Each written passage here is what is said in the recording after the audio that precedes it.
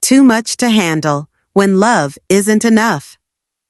Chioma had always dreamed of finding her prince charming. When she met Damilola at a mutual friend's wedding, it was as though the universe had finally answered her prayers. Damilola was everything she had wanted: tall, confident, successful, and incredibly charming. He knew how to make her laugh, and his attention to detail swept her off her feet.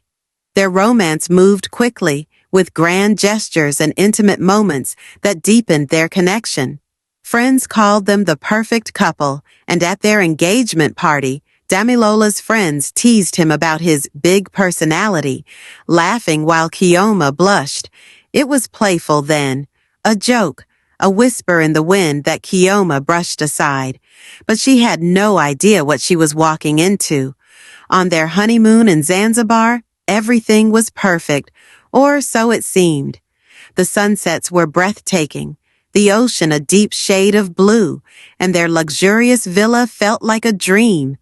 But behind closed doors, things were unraveling.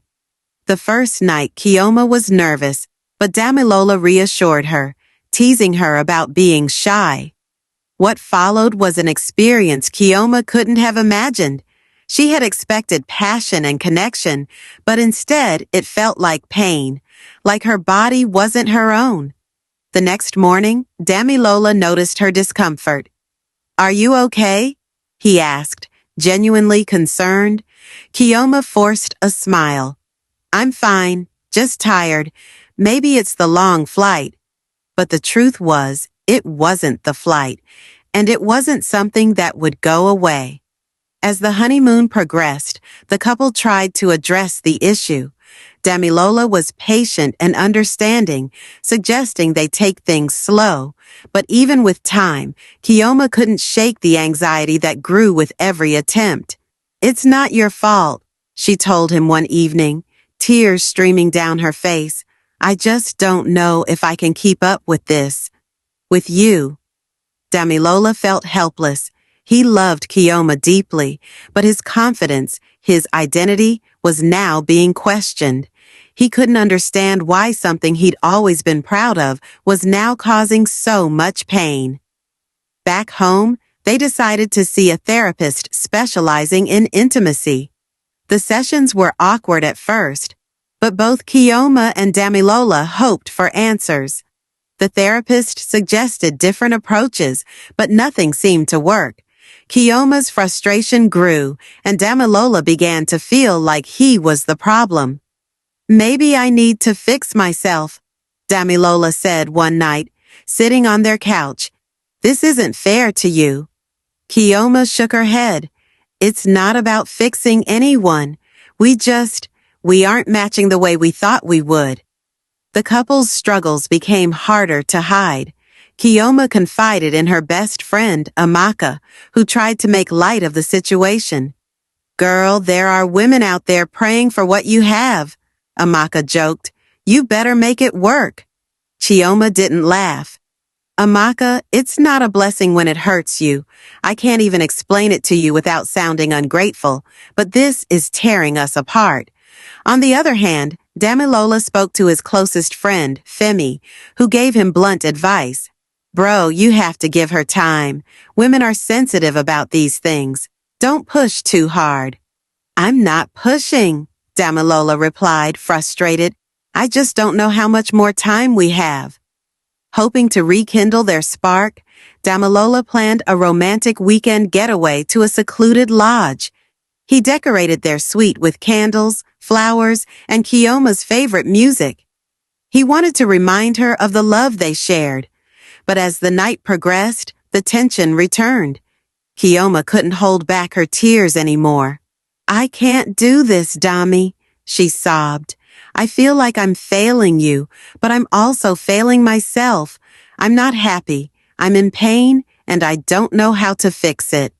Damilola tried to comfort her, but his own heartbreak was evident. "Chioma, we can figure this out. We can find a way." Chioma shook her head. "We've tried, and I love you, but love isn't enough. This isn't working for me." When they returned home, the atmosphere in their house was heavy. Kioma began packing her things, her heart breaking with every item she placed in her suitcase. Damilola stood in the doorway watching her. "You don't have to do this," he said quietly. "We can find another way." Kioma turned to him, tears in her eyes. "I wish I could stay, Dami, but sometimes love isn't about holding on. Sometimes it's about knowing when to let go." She left that night, leaving Damilola alone in their once happy home.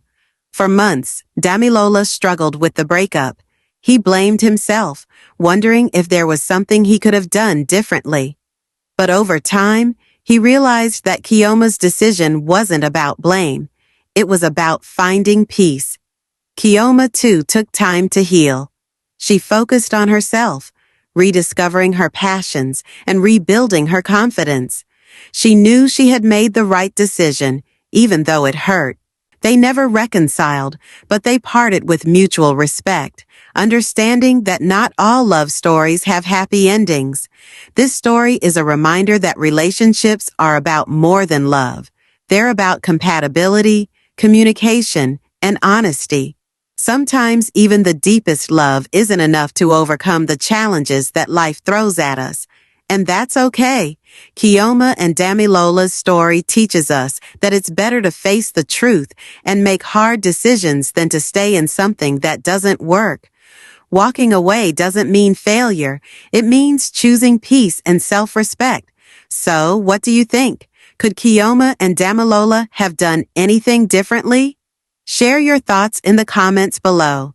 Don't forget to like, subscribe, and hit the notification bell for more stories about love, life, and the lessons we learn along the way.